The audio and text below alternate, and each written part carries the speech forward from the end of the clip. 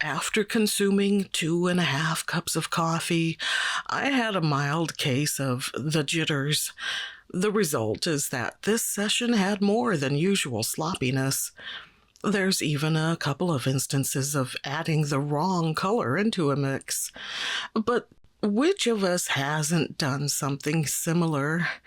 Like, say, mistaking one cooking ingredient for another. Hi, I'm Irene. This is Inkworks, and here's a life hack for you. Keep the bag of sugar and the bag of salt well separated in your pantry. So, welcome back to the Rosa Gallery Journal. In this series, I'm demonstrating the monopigmented set of 21 colors from the Ukrainian brand Rosa Gallery through swatching, mixing, and painting exercises. For this session, it's Cadmium Yellow Medium. I'm abashed to admit I sort of wish I'd not gone in palette order for this series. 3 yellows back to back has me twitching a bit. But no shrinking violet am I, unless it's 75 degrees Fahrenheit. Then I turn on the AC and blast all the fans. Right now, it's May here in the PNW. Our climate is generally moderate. Generally. But even we sometimes get a heat wave at the height of summer, and I am not looking forward to that. But enough about poor, pitiful me. Back to PY35, the same pigment used in the previous 2 videos, Cadmium Yellow and Cadmium Yellow Light. This particular color, Cadmium Yellow Medium, uses the same pigment, yes, but it's also the warmest version of the 3. At this point, it feels like I've talked enough about PY35, so the rest of this video is going to be descriptions of me sweating in the heat. I kid.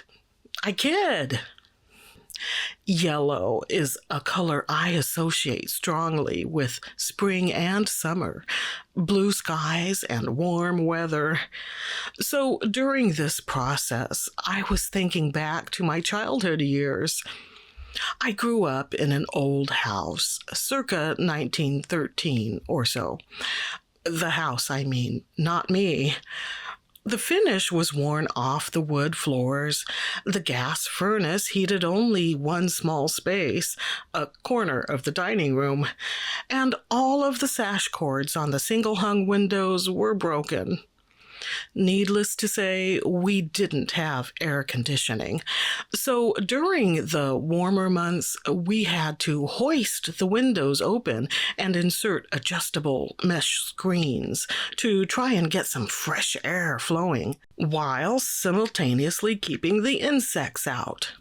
Anyway, one memory led to another, and I started thinking about the spooky spots in that house, such as the closet under the stairs that served as a large-scale junk drawer, storing a mishmash of bent bicycle wheels, worn-out shoes, and forgotten toolboxes.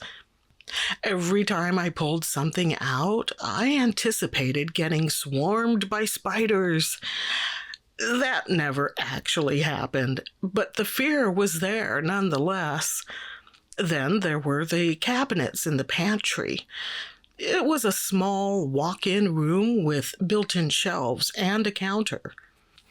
The cabinet doors were sticky and difficult to open, and the space inside was too awkward to access, so we never really utilized that under-counter space. However, I would sometimes imagine squeezing myself in there, hiding away from everybody, then falling through the floor into another world. Kinda like Narnia, I guess, but an extra scary Narnia.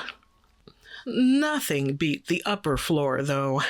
That had little Munchkin height doors to storage under the eaves.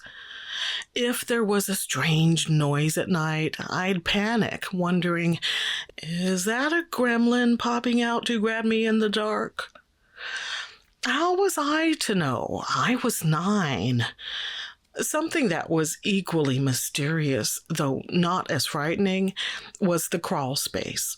It also had a small door, but it was accessed from outside and led to the low-height space under the house. I remember reading the novel Mary by Nat Cassidy, which I loved and gave 5 stars to, by the way. But several times it mentioned characters making their way through a crawl space between 2 walls. I kept gnashing my teeth and mumbling, "Ugh, that's not what a crawl space is." Man, don't get me started on houses and their design. I've been seeing so many awful AI floor plans on Pinterest lately. Missing doors, impossible seating configurations, stairs that run into walls. It's a nightmare. Sure, I've set my preference to don't show AI, but it seems like those settings get reset every few months.